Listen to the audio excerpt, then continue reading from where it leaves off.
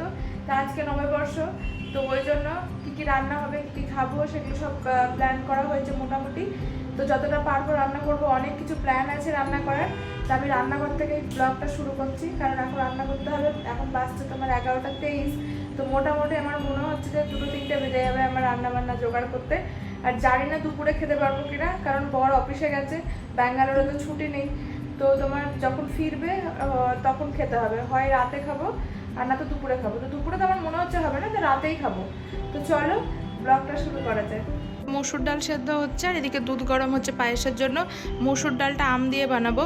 তো আজকে অনেকে মসুর ডাল হয়তো খাবে না, বলবে কেন আজকে মসুর ডাল করছে, স্পেশাল তো মুগ ডাল বা কিছু করতে পারতে, ভালো মুগ ডালের অনেক কিছু। তো না, আম আমরা প্রথম খাচ্ছি এই বছরের।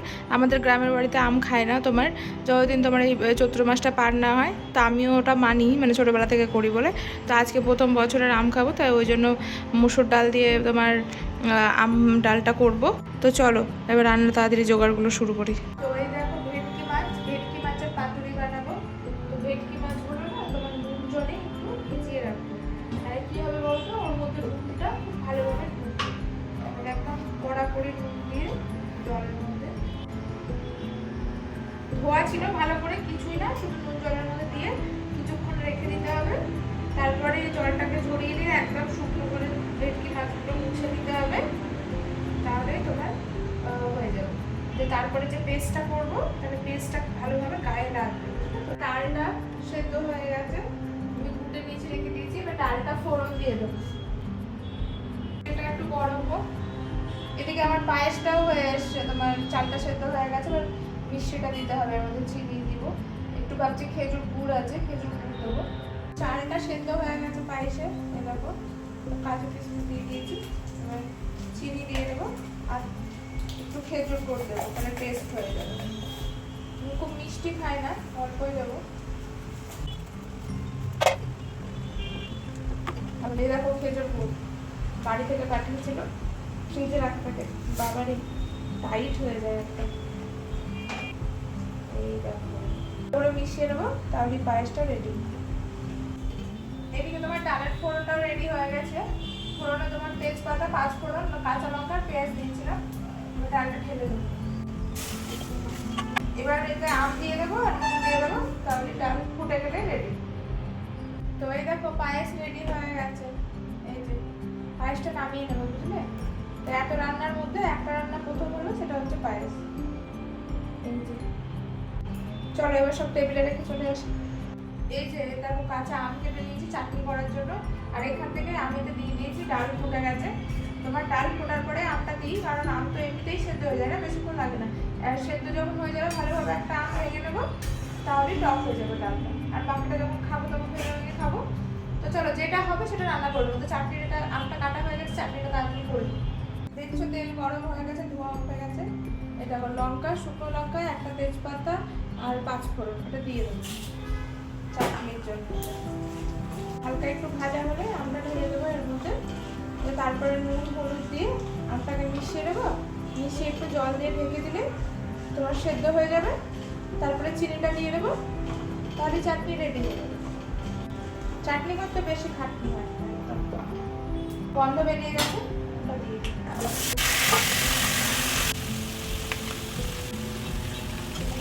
ব্যাস এই যে হয়ে গেল।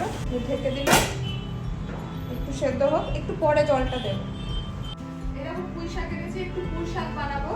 অন্য শাক কি বলো তো অনেকক্ষণ লাগতো বাঁচতে, এগুলো হতো পুঁই শাকটা তাড়াতাড়ি বাঁচা হয়ে যাবে, আর কাটতেও শুনতে হবে আমার। ওই জন্য পুঁই শাক এনেছি, একটু পুঁই শাক বানাবো। এই পুঁই শাকটা কেটে নিই। এদিকে ভেটকি মাছটাও অনেকক্ষণ হয়ে গেল ভেজে, বুঝলে তো? এইটাকে এবার তুলে নেব। এই যে ভেটকি মাছটা তুলে নিয়েছি, এটাকে কি বলে দেবো, শুকাতে হবে। ওটা কাপড় থাকলে খুব ভালো হয়, যদি কাপড় থাকে আমি টিস্যু দিয়ে মুছে মুছে এটা শুকিয়ে নেব। টিস্যু নিয়ে নিয়েছি, এর মধ্যে দিয়ে দিচ্ছি, মোটামুটি এভাবে করে দিচ্ছি, জলটা মোটামুটি টেনে দিচ্ছি। এরকম করে বাকিটা সব মুছে নেব। এটা ডালটা হয়ে গেছে, ওটাও টেবিলে রেখে চলে আসবো। পটল কেটে নিয়েছি, পটল ভাজা করবো। তেলটা গরম হয়ে গেছে, তেলে হলুদ নুন দিয়ে দিলে তোমার এই ছান করে ওঠে না, ছিটা ঢেকে রেখে দেবো কিছুক্ষণ। চাটনি হয়ে গেছে, টেবিলে রাইস কুকারে ভাত করেছিলাম, ভাতটাও হয়ে গেছে, এটাও টেবিলে রেখে দেবো। পাতুরির মশলাটা রেডি করে নেবো। কাঁচা লঙ্কা দিয়ে দিয়েছি, তোমার কাজু 7-8টা মতো, পোস্ত, কালো সর্ষে আর হলুদ সর্ষে, এটাকে বেটে নেবো। বেটে তারপরে এই পেস্টটা হবে, ওটাকে ম্যারিনেট করে রেখে দিলে এই কাজগুলো করলে ওটা ম্যারিনেট হবে, তাহলে অনেক ওর ভিতরে মশলাগুলো ঢুকবে ভালো, তা আগে ওটা ম্যারিনেট করতে হবে। তো চলো এটা বেটে দিই। পেস্টটা হয়ে গেছে, গামলায় নিয়ে নিয়েছি। এর মধ্যে এবার হলুদ দিয়ে দেবো, খুব হালকা দেবো কারণ পোস্ত আছে, পোস্ততে বেশি হলুদ ভালো লাগে না। আর নুন দিয়ে দেবো। নুন কিন্তু খুব সাবধানে দিতে হবে কারণ মাছের নুন আছে, আর লাগবে না মনে হয়ে যাবে, কম হলেও খাওয়া যাবে কিন্তু বেশি হলে খাওয়া যাবে না। আর এটাকে লেবুটা দিয়ে দেবো, এটাকে ভালো করে মিশিয়ে দিতে হবে। কি সুন্দর গন্ধ বেরোচ্ছে। তোমার মাছগুলো এর মধ্যে দিয়ে ভালো করে ম্যারিনেট করে নিতে হবে। দেখো জল ছেড়ে দিত, কিন্তু যদি মাছটাকে ভালো করে না মুছতাম পুরো জল ছেড়ে দিত। তো এরকম করে মাখিয়ে ঢেকে রেখে দেবো। এদিকে যখন কাজগুলো হয়ে যাবে তখন এটা করবো। পটল ভাজাটাও হয়ে গেছে, আর যে তেলটা বেঁচেছে এর মধ্যেই শাকটা করে নেবো। আর একটু তেল দিলে তাহলে শাকটা হয়ে যাবে। চলো তেল রেখে আসি। এটা গরম হয়ে গেছে, গরমই ছিল, একটুখানি গরম তেজপাতা দিলাম, পাঁচফোড়ন আর একটু রসুন আর কাঁচা লঙ্কা দেবো ফোড়নে দিয়ে, শাকটা ঢেলে দেবো, নুন হলুদ দিয়ে ঢেকে রেখে দেবো। দিয়ে তোমার নাড়ালে নাড়াতে ভাজা ভাজা করে হয়ে যাবে।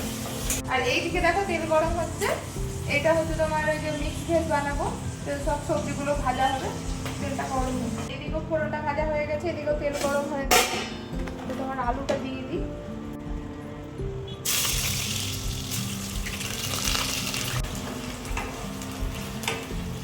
আলুটা ভাজা হবে।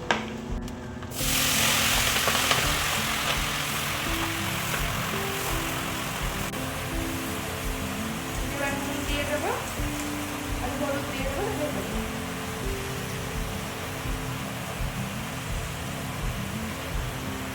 একটু আলুটা দিয়ে দেবো।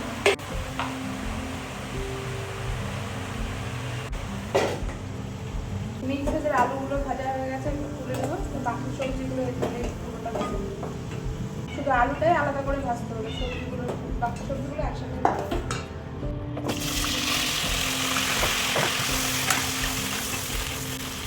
সবজিটা ভাজা হয়ে গেছে, এটা তুলে নেবার। আমার বর ফোন করেছিল, বললে আমি দুপুরে চলে আসছি অফিস থেকে, তো ভালোই হলো, আজকে পয়লা বৈশাখটা একসাথে বসে দুজনেই খাবো দুপুরবেলাটা।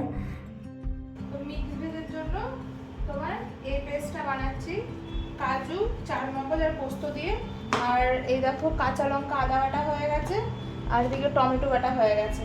কড়াইয়ে যে তেলটা ছিল ওটা গরম হয়ে গেছে, তার মধ্যে আমি একটু ঘি দিয়ে দেবো। দিয়ে এর মধ্যে তোমার এই যে কাঁচা লঙ্কা আদা বাটাটা দিয়ে দেবো। এটা ভাজা হয়ে গেলে টমেটোটা দিয়ে দেবো। টমেটোটা ভালো করে ভাজা হয়ে গেলে তারপরে তোমার ওই 4 মগজ কাজু আর এসে ওইটা দিয়ে দেবো। তো ভালো করে কষানো হয়ে গেলে ওর মধ্যে তোমার একটু দই দিয়ে দেবো। দই দেওয়ার পরে এই মিক্স ভেজগুলো দিয়ে দেবো, মিশিয়ে দেবো। তারপর পনিরটা দিয়ে দেবো, দিয়ে তোমার হয়ে যাবে। ওই মশলাটাই ছেড়ে দিয়েছে। এবার ওই 4 মগজ যেটা বেঁধেছিলাম ওটা দিয়ে দেবো, ভালো করে মিশিয়ে দেবো। এটা ভালো করে মিশানো হয়ে গেছে, এবার দই দিয়ে দেবো, একদম খুবই অল্প দিলাম। এবার এটাকে একটু ভালো করে কষাবো হালকা আছে। প্রন ঘি রোস্ট বানাবো, তো তার জন্য মশলাটা নিয়ে নিয়েছি। এটা মৌরি, শুকনো লঙ্কা, গোলমরিচ, জিরে, ধনে, এটাকে ভেজে নেবো। ভেজে এটাকে বাটতে হবে, আর এটার মধ্যে দিতে হবে তোমার তেঁতুলের জল দিতে হবে, দিয়ে একটা মশলা তৈরি হবে। এটা কিন্তু তোমার তেল ছেড়ে দিয়েছে, এর মধ্যে এবার সবজিগুলো দিয়ে দেবো। এর মধ্যে অনেক তেল আছে, এটা ধুয়ে তোমার জল দিয়ে তখন লাস্টে আগে মিশিয়ে নিই, তারপর দেবো। জল দিয়ে দেবো, সব ধোয়া জলগুলো দিয়ে দিয়েছি, মিক্সি ধোয়া জল, গামলা ধোয়া জল দেখে নেবো যে কতটা গ্রেভি হবে, সেই অনুযায়ী জলটা দেবো, দিয়ে ঢেকে রেখে দেবো। সেদ্ধ হয়ে গেলে সামান্য একটু চিনি দেবো, কারণ এটাতে তোমার লাগবে চিনি, আর একটু গরম মশলা দিয়ে নামিয়ে নেবো। এই দেখো শাকটা হয়ে গেছে, চলো এবার একটু দিয়ে আসি।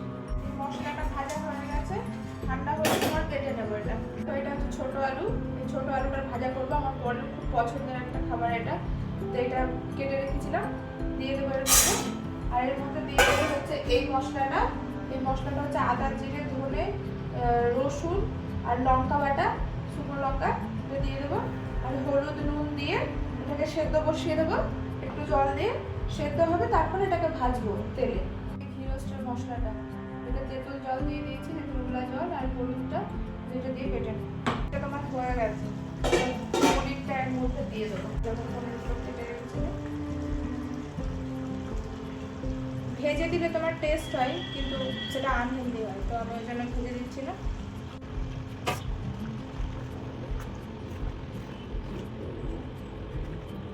এই দেখো পাতুরির কলা পাতা, এই যে মিক্স ভেজ রেডি হয়ে গেছে। চলো এবারে রেখে আসি টেবিলে। আলুটাও মোটামুটি সেদ্ধ হয়ে গেছে, একটু হোক, ততক্ষণ আমি এই পাতাগুলো গরম করে নিই পাতুরির জন্য। এরকম করে একটু গরম করে নিলে পাতাটা নরম হবে, ফেটে যাবে না। আর কোনো রকম ধরো যদি জীবাণু থাকে তাহলে সেটা মরে যাবে।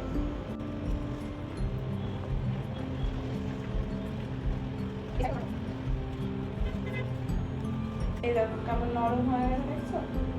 এরকম করে বাকিগুলোও করে দিই। এই দেখো আলুটা সেদ্ধ হয়ে গেছে, এদিকে তেলটাও গরম হয়ে গেছে। এবার আলুটা এর মধ্যে দিয়ে দেবো। এবার সুন্দর করে নেড়ে নেড়ে এটা ভাজতে হবে, মানে শুকনো করে দিতে হবে, ভিজা ভিজা ব্যাপারটা। এইদিকে দেখো কড়াই বসিয়ে দিয়েছি, এইদিকে তোমার হবে এবার হচ্ছে প্রন ঘি রোস্টটা। তো এই দেখো ঘি দিয়ে নিয়েছি, তো অনেকটা ঘি লাগবে, মানে এটা পুরো ঘি দিয়েই হবে। এইদিকে ঘিটা গরম হয়ে গেছে, পেঁয়াজটা দিয়ে দেবো এর মধ্যে। পেঁয়াজটা হালকা ব্রাউন হবে, তখন যে মশলাটা বেটে রেখেছিলাম ঘি রোস্টের জন্য, তখন ওইটা দিয়ে দেবো। পেঁয়াজটা তোমার এই দেখো ব্রাউন কালার হয়ে গেছে, এবার মশলাটা দিয়ে দেবো।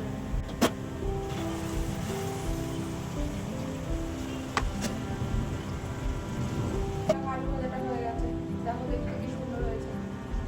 চলো এটাকেও রেখে আসি। মশলাটা কষানো হয়ে গেছে মোটামুটি, এবার এর মধ্যে চিংড়িগুলো দিয়ে দেবো।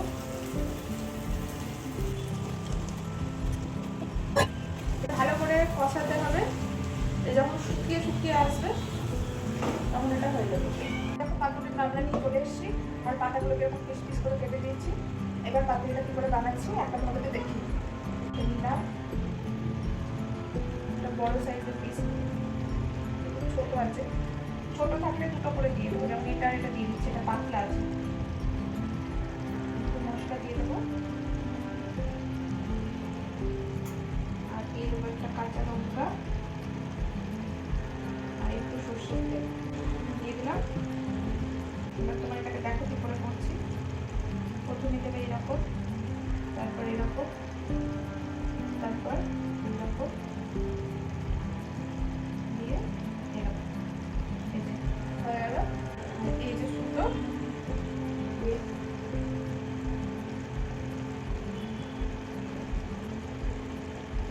বাঁধবে,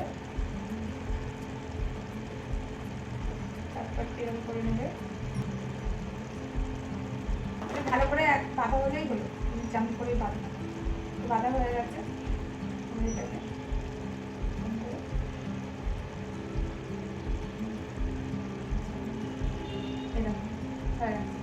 এটা রেখে দেবো, এর উপরে বাকিগুলো বানিয়ে হয়ে গেছে। 10টা মতো বানানো, এগুলো তাড়াতাড়ি ভেজে নেবো। এর মধ্যে দিয়ে দেবো একটু তেল, তেল গরম হয়ে গেছে, এবার দিয়ে দেবো।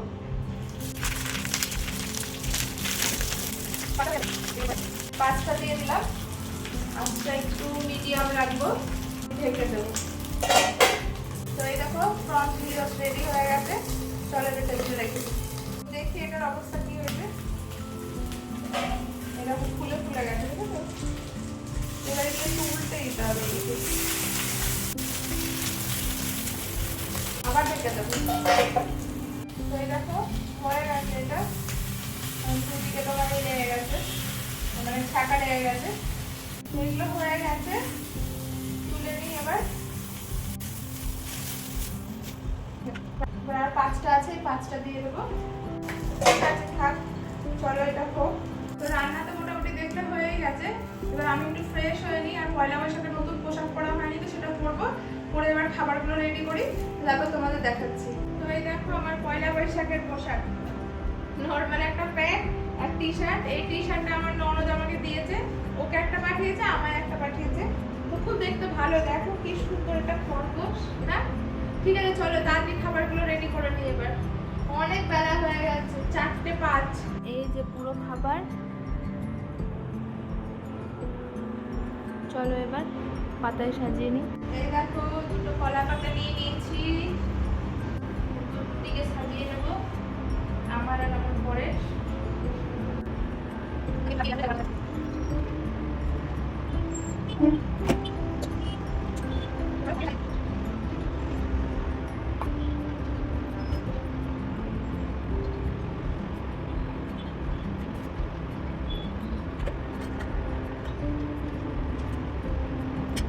যেগুলো থালায় দেওয়া যাবে সেগুলো থালায় দিয়ে দিয়েছি, আর বাকিগুলো হাতা দিয়ে তুলে তুলে খেতে হবে।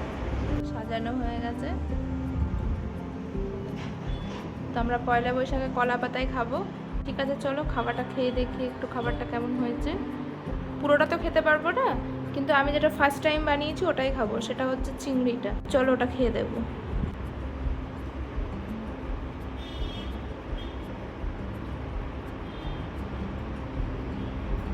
ভালো হয়েছে, একদম অন্যরকম। আমার বরের খুব ভালো লাগবে, কারণ ওই রকম মশলা খুব পছন্দ করেন, আমি একটু হালকা মশলা পছন্দ করি। কিন্তু খুব ভালো যে রুটি দিয়ে, আর ওই কি পরোটা বলে, কি একটা ধোসা বলে, নির্ধোসা, ওইটা দিয়ে দারুণ লাগে।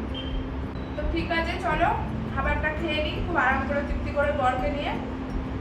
তো তোমরা পয়লা বৈশাখে কী কী খেয়েছো অবশ্যই জানাবে আমাকে কমেন্টে। তা আমি রান্নাগুলো করেছি, তোমাদের কেমন লেগেছে, তোমাদের কোনটা পছন্দের রান্না বলবে।